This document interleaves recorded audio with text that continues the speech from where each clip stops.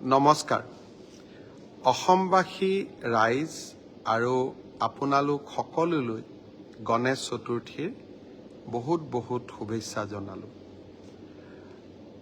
আজি গণেশ চতুৰ্থীৰ পবিত্ৰ দিনত মই এখন সাংবাদিক মেলো সম্বোধন কৰিছিলোঁ। দৰাচলতে এই সাংবাদিক মেলখনত যোৱা লখিমপুৰ কেবিনেটত আমি গ্ৰহণ কৰা কেইটামান ঐতিহাসিক সিদ্ধান্তৰ বিষয়ে ৰাইজক অৱগত কৰিছিলোঁ। কিন্তু তাৰ আগতে মই আপোনালোকক ক'ব বিচাৰোঁ যে লখিমপুৰ কেবিনেটলৈ যোৱাৰ আগতে এইবাৰ সমগ্ৰ উত্তৰ অসম ভ্ৰমণ কৰাৰ এটা নতুন অভিজ্ঞতা হ'ল। ৩ অক্টোবৰ তাৰিখে বিজেপিৰ সদস্যতা অভিযানত অংশগ্ৰহণ কৰি মই মটৰ গাড়ীৰে পোনে চতিয়ালৈ গ'লোঁ। চতিয়াত 20 আগষ্ট 1942 চনত স্বাধীনতাৰ তিৰংগ পতাকা চতিয়া থানাত উত্তোলন কৰা হৈছিল। ভাৰতৰ স্বাধীনতা সংগ্ৰামৰ ই এটা ঐতিহাসিক ঘটনা। থানাখন পৰিদৰ্শন কৰিলোঁ আৰু ইয়াৰ সৌন্দৰ্য বৰ্ধনৰ বাবেও 5 কোটি টকা ৰাজ্য চৰকাৰৰ পৰা আগবঢ়ালোঁ। তাৰ পিছত মই গ'লোঁ বিশ্বনাথত। বিশ্বনাথ মেডিকেল কলেজ পৰিদৰ্শন কৰিলোঁ।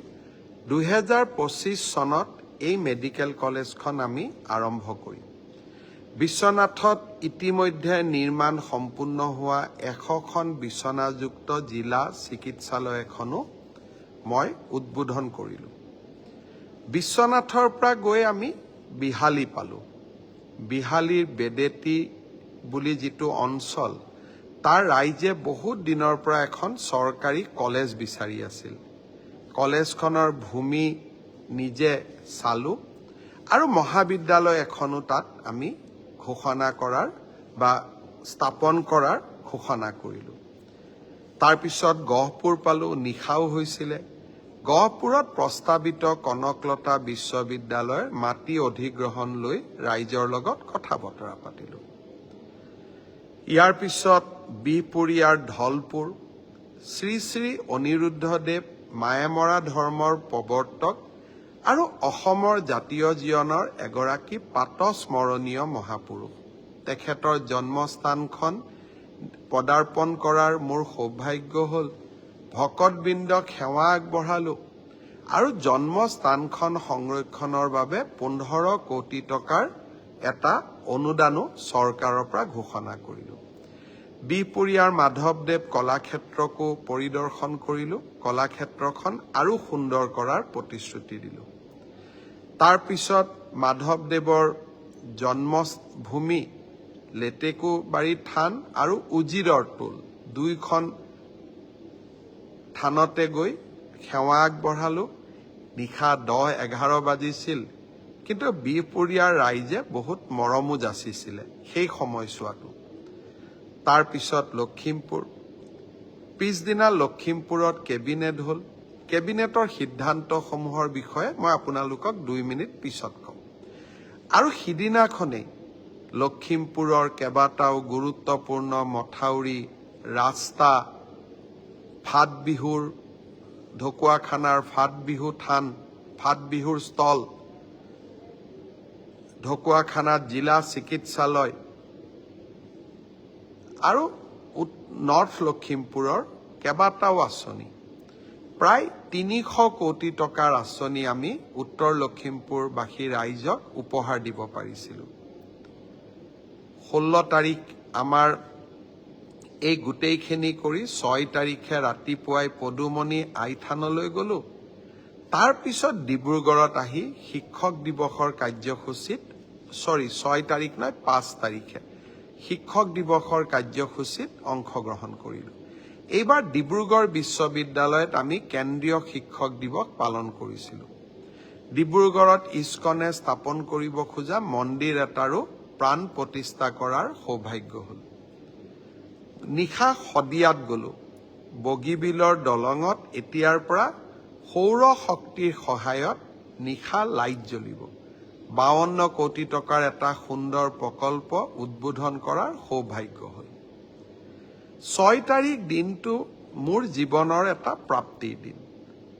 চৰকাৰ ৰাইজৰ ওচৰলৈ যাব লাগে। কেনেকে যাব, কি কৰিব, সংজ্ঞা নাই। বিভিন্ন সময়ত আমি বিভিন্ন সংজ্ঞা গ্ৰহণ কৰোঁ।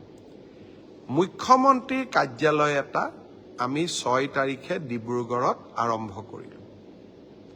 বহুখিনি কাম এতিয়া ডিব্ৰুগড়ৰ পৰাই হ'ব আৰু এতিয়াৰ পৰা 26 জানুৱাৰীত গণতন্ত্ৰ দিৱসৰ পতাকাও অসমৰ মুখ্যমন্ত্ৰীয়ে ডিব্ৰুগড়ৰ পৰাই উত্তোলন কৰিব। লাহে লাহে ডিব্ৰুগড়ত এটা 1000 আসনযুক্ত অডিটৰিয়াম, কনভেনশ্যন হল, আমি বিভিন্ন অনুষ্ঠান নিৰ্মাণ কৰিম যাতে ৰাজধানীৰ দায়িত্ব কিছু পৰিমাণে হ'লেও ডিব্ৰুগড়ে ল'ব পাৰে। শিলচৰতো আমি এটা মিনি ছেক্ৰেটেৰিয়েট বনাই আছো। মোৰ নিৰন্তৰ আশা যে 2025 চনৰ শেষৰ ফালে এই মিনি ছেক্ৰেটেৰিয়েটটোৰ কামো আমি শুভ উদ্বোধন কৰিব পাৰিম। উন্নয়নমূলক কামৰ মাজতেই এইবাৰ লখিমপুৰৰ কেবিনেটত আমি 3টামান গুৰুত্বপূৰ্ণ বিষয় আলোচনা কৰিলোঁ। বিষয়টো হ'ল অসমক সুৰক্ষা আৰু বিদেশীৰ আক্ৰমণৰ পৰা অসমক ৰক্ষা কৰা। প্ৰথম আমি চাইছিলোঁ বিপ্লৱ শৰ্মা কমিটিৰ প্ৰতিবেদন। বহু সময়ত বহু লোকে আমাক অভিযোগ কৰে যে বিপ্লৱ শৰ্মা কমিটিৰ প্ৰতিবেদনখন আমি ৰূপায়ণ কৰা নাই অসম চুক্তিৰ 6 নম্বৰ দফা কাৰ্যকৰণৰ ওপৰত। এই বিপ্লৱ শৰ্মা কমিটিয়ে 67টা অনুমোদন দিছিলে। তাৰে 52টা অনুমোদন ৰাজ্য চৰকাৰৰ অধিকাৰ ক্ষেত্ৰ, 5টা ৰাজ্য আৰু কেন্দ্ৰীয় চৰকাৰ 2টা আৰু 10টা সম্পূৰ্ণভাৱে কেন্দ্ৰীয় চৰকাৰৰ। কেন্দ্ৰীয় চৰকাৰৰ লগত বিপ্লৱ শৰ্মা কমিটিৰ ইমপ্লিমেণ্টেশ্যনৰ বাবে মই নিজে কথা পাতিম। তাৰ আগতে আমি সিদ্ধান্ত ল'লোঁ যে বিপ্লৱ শৰ্মা কমিটিখনৰ আমি 52টা অনুমোদন অহা বহাগ বিহুৰ আগতে আমি ৰূপায়ণ কৰিম। ছাত্ৰ সন্থাক আমি বিশ্বাসত ল'ম। বৰাক উপত্যকা আৰু 6ষ্ঠ অনুসূচীৰ অঞ্চলসমূহত ৰাইজৰ লগত কথা নপতাকৈ আমি কোনো সিদ্ধান্ত নলওঁ। কাৰণ এই ৰিকমেণ্ডেশ্যনসমূহত ভাষাৰ কথা জড়িত হৈ আছে। Language is always A sensitive issue. গতিকে আমি বৰাক উপত্যকা আৰু 6 চিডিউলত আমি সাৱধানতাৰে খোজ কাঢ়িম। বাকী সকলো অঞ্চলতে এই অনুমোদনসমূহ আমি ৰূপায়ণ কৰিম। যোৱা কিছুদিনত আপোনালোকে মোৰ টুইটাৰ আৰু ফেচবুক চালে দেখা পাব যে কৰিমগঞ্জ সীমান্তত আমি বাংলাদেশী নাগৰিক কেইবাজনকো আমি চিনাক্ত আৰু গ্ৰেপ্তাৰ কৰিবলৈ সক্ষম হৈছোঁ। যোৱা 2 মাহত প্ৰায় 60 জনতকৈ ওপৰত। মোৰ মনত সন্দেহ হয় যে আমি গম নোপোৱাকৈ কিছু বিদেশী সোমাই আছে নেকি। NRCৰ দিনৰ পৰা আমি বিদেশী চিনাক্তকৰণৰ প্ৰক্ৰিয়াটো এক প্ৰকাৰ বন্ধ কৰি থৈছিলোঁ। NRC আহক, নাম নথকা সকলক আমি বিদেশী বুলি ক'ম। কিন্তু NRCৰ প্ৰক্ৰিয়াৰ চলি থাকোঁতে সমান্তৰালভাৱে ভাৰত বাংলাদেশ সীমান্তত অবৈধ অনুপ্ৰৱেশৰো চেষ্টা হৈছে। আমি বহুতক ধৰিছোঁ, কিন্তু বহুতক কিজানি ধৰিবও পৰা নাই। সেইবাবে আজিৰ পৰা আমি এখন গভৰ্ণমেণ্টে নতুন অধিসূচনা জাৰি কৰিছোঁ। সীমান্ত পুলিচক শক্তিশালী কৰি BSFৰ লগত একেলগে কাম কৰি বিদেশী চিনাক্তকৰণৰ প্ৰক্ৰিয়াটোক নতুন কৰি আৰম্ভ কৰাৰ বাবে।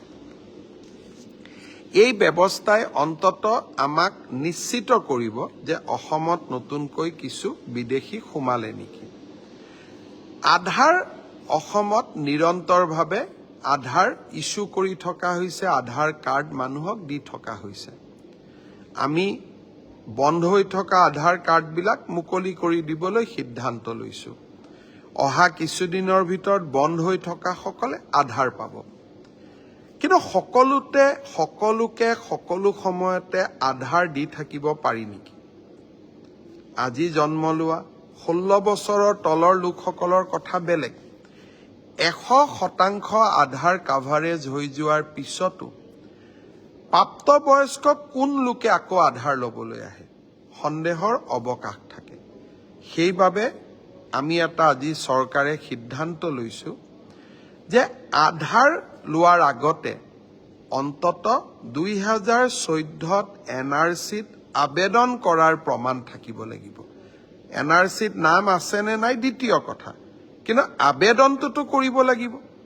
যদি আবেদনেই কৰা নাই, তাৰ মানে আপুনি 2014 চনৰ পিছত অসমত আহিছে। অৱশ্যে এই সিদ্ধান্তৰ পৰা আমি চাহ বাগিচাৰ লোকসকলক দূৰত ৰাখিম, কাৰণ তেওঁলোকৰ হাতত ফিংগাৰপ্ৰিণ্ট নধৰে, চকুৱেদি আধাৰ ল'ব লাগে। আমি মেচিন আনিব পৰা নাই, কিছু আধাৰ আমি জেনুইনলি দিব বাকী আছে। কিন্তু আন অঞ্চলসমূহত এতিয়াৰ পৰা আধাৰ ল'ব লাগিলে অন্তত NRCত আবেদন কৰাৰ প্ৰমাণ আমাক লাগিব। তিনিওটা সিদ্ধান্তই বিপ্লৱ শৰ্মা কমিটিৰ প্ৰতিবেদন,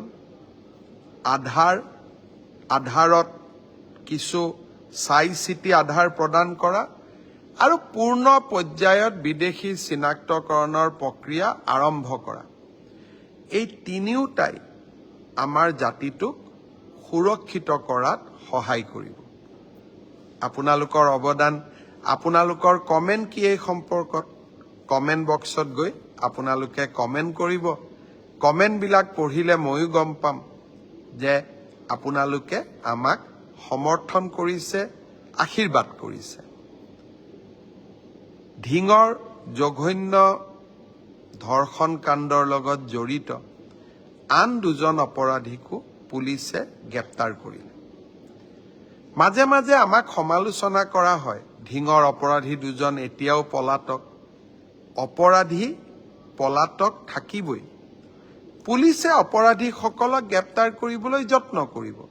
কেতিয়াবা 2 দিন পলম হ'ব পাৰে, কিন্তু পলম হোৱা মানে এইটো কথা নুবুজায় যে অপৰাধী আমাৰ মাজৰ পৰা, আমাৰ হাতৰ পৰা সাৰি যাব পাৰিব। আমি নিৰন্তৰ ব্যৱস্থা হাতত লওঁ আৰু হাতত লৈ থাকিম।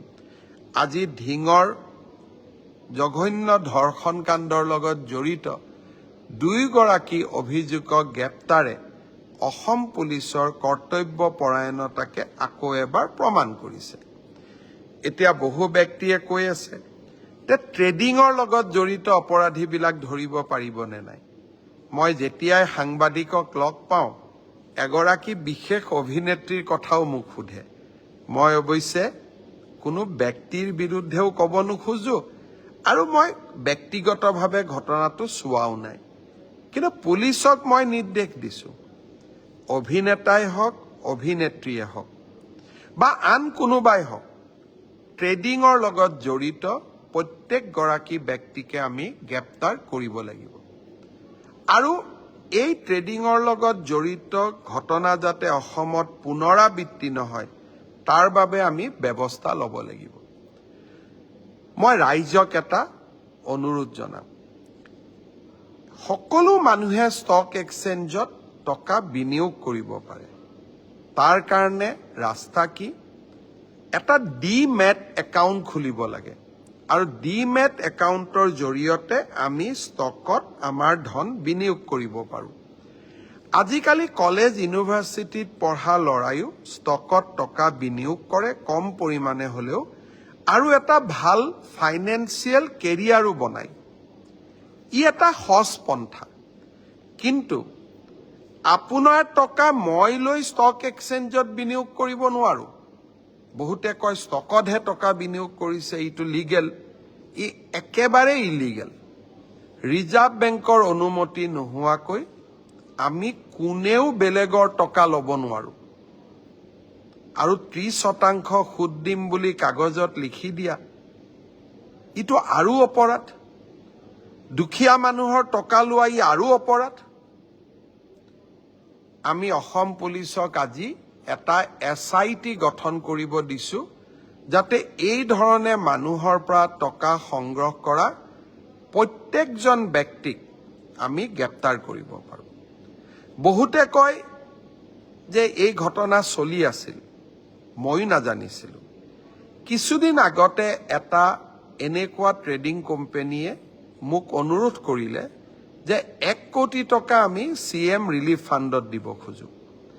মোৰ সন্দেহ হ'ল যে 1 কোটি টকা ডেকা ল'ৰাকেইজনে কিয় দিব খুজিছে CM ৰিলিফ ফাণ্ডত? তেওঁলোকে টকাই বা ক'ৰ পৰা পালে? তেওঁলোকৰ বিষয়ে কিছু খবৰ সংগ্ৰহ কৰিলোঁ। লগে লগে মোৰ সন্দেহ হ'ল, পুলিচক ঘটনাটোৰ তদন্ত কৰিব দিলোঁ। আজি এতিয়া ঘটনাটো বিয়াগুম ঘটনালৈ পৰিগণিত হৈছে। মই আশা কৰোঁ পুলিচে ক্ষিপ্ৰতাৰে তদন্ত কৰিব আৰু ব্যৱস্থাও ল'ব। কিন্তু লগে লগে আমি এই ঘটনাটোৰ তদন্ত কৰিবলৈ এনফৰ্চমেণ্ট ডাইৰেক্টৰ, প্ৰৱৰ্তক নিৰ্দেশালয় আৰু ইনকাম টেক্স ডিপাৰ্টমেণ্টলৈকেও চিঠি লিখিছোঁ আৰু মোৰ পৰ্যায়তো মই এই বিষয়ে উচ্চ পদস্থ বিষয়াসকলৰ লগত টেক আপ কৰিম। আৰু কিছুদিন তদন্তৰ পিছত যদি মোৰ মনে ধৰে যে ইয়াত আন্তঃৰাজ্যিক চক্ৰও জড়িত আছে বা অসম পুলিচে তদন্ত কৰিবৰ বাবে টেকনিকেলি ইকুইপ নহয়, প্ৰয়োজন সাপেক্ষে এই ঘটনাটো CBIৰ হাতলৈ গতাই দিবৰ বাবেও আমি সাজু হৈ আছোঁ। ৰাইজক আকৌ এবাৰ অনুৰোধ কৰিম, সাঁচতীয়া ধন কেতিয়াও কোনো ব্যক্তিৰ প্ৰৰোচনাত বিনিয়োগ নকৰিব। মানুহে বাৰে বাৰে ঠগ আৰু প্ৰবঞ্চকৰ চিকাৰ হৈছে আৰু আমি এনেধৰণে নিজক কিয় ঠগ আৰু প্ৰবঞ্চকৰ চিকাৰ কৰিম? আশা কৰোঁ আপোনালোকে মোৰ কথাখিনি সকলোৱে বুজি পাব। এইকেইটা দিন আমাৰ 2-3টা নতুন প্ৰচেষ্টা যে নিযুত মইনা আঁচনিখনৰ হিতাধিকাৰীসকলক অক্টোবৰ মাহৰ ভিতৰত আমি তেওঁলোকৰ প্ৰথম কিস্তিৰ ধন আদায় দিয়া। মই মোৰ ভাগিনসকলক অনুৰোধ কৰিম আৰু আকৌ এবাৰ প্ৰতিশ্ৰুতি দিম যে নিযুত মইনাৰ ধন আপোনালোকৰ একাউণ্টলৈ আহি আছে। অহাকালি মই অসমৰ জিলা উপায়ুক্তসকলক মাতিছোঁ। 15 ছেপ্টেম্বৰত আমাৰ প্ৰথমটো ৰিক্ৰুইটমেণ্টৰ পৰীক্ষা আৰম্ভ হ'ব। 11 লাখ প্ৰাৰ্থী। পৰীক্ষা পতা সহজ নহয়। যোৱাবাৰ প্ৰাৰ্থী কম আছিল কাৰণে চেণ্টাৰ কম আছিল। এইবাৰ চেণ্টাৰো বহুত, প্ৰত্যাহ্বানো বহুত। কালিৰ পৰা আমি প্ৰস্তুতি কৰিম যাতে পৰীক্ষা সুন্দৰ কৰি হয় আৰু পৰীক্ষা আমি যাতে সফলতাৰে পাৰ কৰিব পাৰোঁ। পৰীক্ষাত নকল কৰা বা পৰীক্ষাত নিয়মৰ বাহিৰত গৈ যিসকলে কপি কৰে, নকল কৰে, তেওঁলোকৰ বিৰুদ্ধে আমাৰ চৰকাৰে এখন বিধানসভাত আইন প্ৰণয়ন কৰিছে। ইয়াৰ ফলত পৰীক্ষাত নকল কৰা ব্যক্তিজনক গ্ৰেপ্তাৰ কৰাৰ উপৰিও তেওঁৰ ঘৰুৱা সম্পত্তিসমূহো চৰকাৰে অধিগ্ৰহণ কৰাৰ এক ডাঙৰ ক্লজ এই আইনকেইখনত আছে। 2-এদিনৰ ভিতৰতে আমি এই আইনখনৰ বিষয়েও বহুল প্ৰচাৰ কৰিম। মই আশা কৰিম মেধাৰ ভিত্তিত নিযুক্তি। বহুতে কয় মোৰ মেৰিট আছে কাৰণে মই চাকৰি পালোঁ। এতিয়া ফেশ্বনো এটা আছে যে আমি বিজেপিক কিয় ভোট দিব লাগে, আমিতো মেৰিট আছে কাৰণে চাকৰি পালোঁ। মই এটাই কথা ক'ম, মেৰিট আৰু মেৰিটৰ ভিত্তিত পৰীক্ষা পাতা এই পংকিলতাৰে ভৰা সমাজত ইমান সহজ নহয়। এক প্ৰকাৰ অহা কালি পৰহিৰ পৰা আমাৰ অফিচাৰসকলে ৰাতিয়ে দিনে কাম কৰিব লাগিব যাতে 15 ছেপ্টেম্বৰৰ পৰীক্ষা নিকা হয়। কিন্তু মুখ্যমন্ত্ৰী বা আন মন্ত্ৰীসকলে যদি বিচাৰে পৰীক্ষা নিকা হ'ব নালাগে, মোৰ মানুহে চাকৰি পাওক, তেতিয়াহ'লে সকলো কথা সহজ। ৭০ বিপৰীতে গৈ আমি কাম কৰিছোঁ। পৰীক্ষা নিকা হওক, আমাৰ মানুহে পাওক নাপাওক, মেধাৰ ভিত্তিত চাকৰি হওক। এই সংকল্পক সিদ্ধিলৈ ৰূপান্তৰ কৰা এটা অতি কঠিন কাম। 15 ছেপ্টেম্বৰত আমি আকৌ এটা শিক্ষাৰ্থীসকলেও পৰীক্ষা দিব, চৰকাৰেও এটা কঠিন পৰীক্ষাৰ সন্মুখীন হ'ব। মই আপোনালোকৰ সহায় সহযোগিতা বিচাৰিম। আমি কেইবাটাও টেলিফোন নম্বৰ দিম। কোনোবাই যদি ক'ৰবাত কিবা এই ধৰণৰ বেআইনী ঘটনাৰ সুযোগ পায়, নকল কৰাৰ ঘটনাৰ খবৰ পায়, কিবা নকৰিবলগীয়া কাম কৰিব এনেকুৱা আগতীয়া খবৰ পায়, আপোনালোকে যাতে আমাক জনাব পাৰে।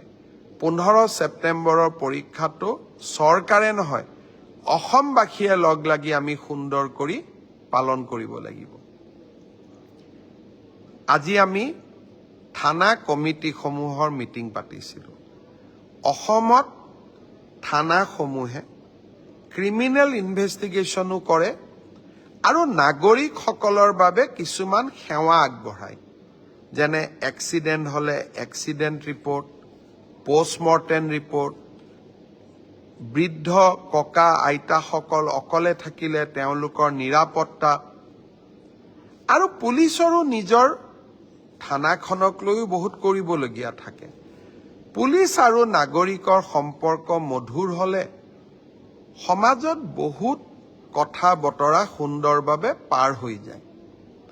আজি মই পুলিচৰ অচিসকল আৰু থানা কমিটিৰ চেয়াৰমেনসকলক একেলগে মাতিছিলোঁ আৰু তেওঁলোকক অনাগত দিনত কেনেকৈ নাগৰিকক ওচৰ চপাই আনিবৰ বাবে আৰক্ষীয়ে কাম কৰিব লাগে তাৰ বিষয়ে কিছু পৰামৰ্শও দিলোঁ। এতিয়া মই এটা ৰাজনৈতিক কথা ক'ম। আপোনালোকেও জানে যে মই অসমৰ মুখ্যমন্ত্ৰী, লগতে মই ভাৰতীয় জনতা পাৰ্টিৰো এজন গৌৰৱী সদস্য। ভাৰতীয় জনতা পাৰ্টি এনেকুৱা এটা দল, আমি কোনোবাই ভাল পাওঁ বা বেয়া পাওঁ, এই দলটোৰ সভাপতিসকলৰ ফালে যদি আপোনালোকে দৃষ্টি নিক্ষেপ কৰে, শ্যামা প্ৰসাদ মুখাৰ্জীৰ পৰা JP নাড্ডালৈ, কোনো এটা পৰিয়ালৰ পৰা দুবাৰ সভাপতি হ'ব পৰা নাই।